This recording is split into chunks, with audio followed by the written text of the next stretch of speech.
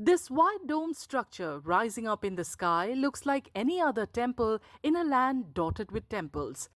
As you move closer, the usual hustle and bustle typical of temple towns greets you. Devotees mill around, forming neat queues to enter the temple. The first sign that this is no ordinary temple strikes you when you read a small signboard with the temple's name.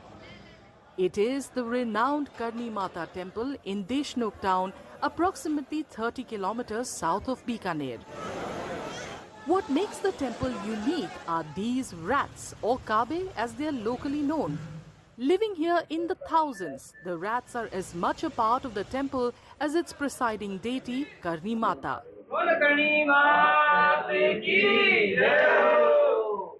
तो ये एक world में ऐसा पहला मंदिर है जहाँ ये लाइव चमत्कार आपको देखने को मिलेगा।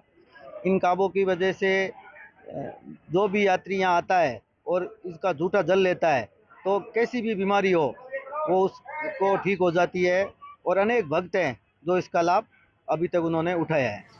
The legends surrounding the rats are many, one being that they are divine or from the world beyond.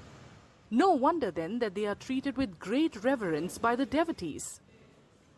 ये ऐसी मान्यता है कि ये जो करणी मंदिर के जो काबे हैं तो दो योनियों में रहते हैं। अब इसकी प्रमाणिकता इस चीज से अपने आप स्वतः पुष्ट होती है कि आप देखेंगे कि 600 साल से इस मंदिर में हजारों हजारों की संख्या में काबे हैं, चूहे हैं।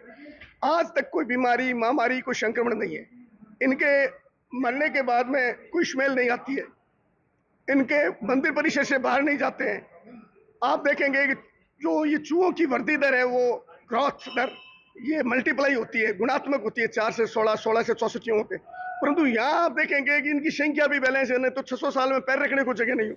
The temple of rats, dedicated to Karni Mata, an incarnation of Durga, witnesses a steady stream of devotees throughout the year. Twice a year during the Navratras, the rush increases. Devotees consider the prasad touched by the rats sacred. हमने बहुत सुना था यहाँ पे कि चूहों का मंदिर है, इतने सारे चूहे हैं, तो आज तो हमने देख भी लिया बीच बीच में से चलते हुए भी। बट हाँ, काटते नहीं है वो, अच्छा है। और लोग तो वहीं पे प्रसाद है सब उनका, फिर भी सब खा रहे हैं। मतलब बोलते हैं कि इन्फेक्शन होता है, बट यहाँ पे ऐसा कुछ देखने नहीं मिला।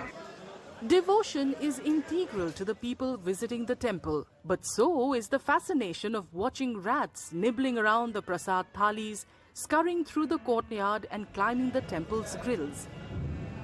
यहाँ पे जो जितने भी रेड्स हैं, चूहों का है, उनके लिए एक बहुत ही अजूबे की बात है कि इतने सारे एक साथ रह के भी किसी तरह की कोई यहाँ समस्या नहीं है और सभी इस गर्म वातावरण में एक साथ सर्वाइव करते हैं। जून के महीने में भी सुना है कि बहुत यहाँ गर्मी रहती है, उसके बाद भी माहौल और माता का प्रताप तो सभी के पास है कि जब भी माता के यहाँ कुछ ना कुछ अच्छा होता है। It is amazing. It's incredible. I think it's one of the most craziest experience I ever had. You know, culturally wise, it's so different from the reality that I am from. So for me, it was really, really nice to understand and see everything that it's passing here, is happening here. Other activities at the temple are not out of the ordinary. Bells toll,